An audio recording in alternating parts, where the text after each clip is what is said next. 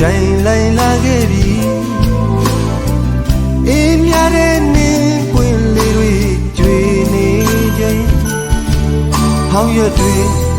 မြေမှာခါလို့ရွက်တွေဝေနေပြီ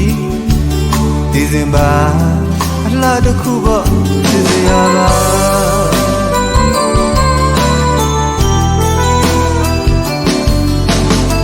ဟိုးဝေးကကျေးလက်မြို့မှာနေထိုင်ရှာတဲ့အမေအဝေးရောက်တဲ့သားသမီးများကိုမျောနေမလားတတိတရားနဲ့အမေစုတောင်းတန်းကြမိလဲမလာနိုင်ခဲ့ဘူးရင်မအပူတော့ကနဲ့လွန်လာတယ်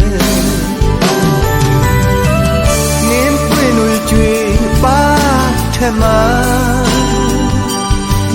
မျက်ရည်နဲ့အတူပြန်ချင်မိတဲ့မွေးရစီအတိတ်ကအိမ်လေးမှာမိသားစုပြန်ဆုံးလူပြီးမရောက်ဖြစ်တော့တယ်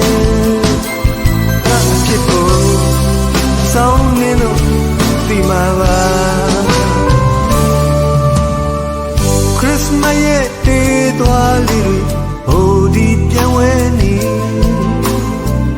အားလုံးရဲ့နှလုံးသားထဲမှာကြည်နူးခြင်းဝမ်းမြောက်စွာဆိုနေကြတဲ့တခြင်းလေးရဲ့အတိတ်ပဲဟာလဲကဲတင်ရှင်မွေးဖွားခဲ့ဘယ်လင်မှာ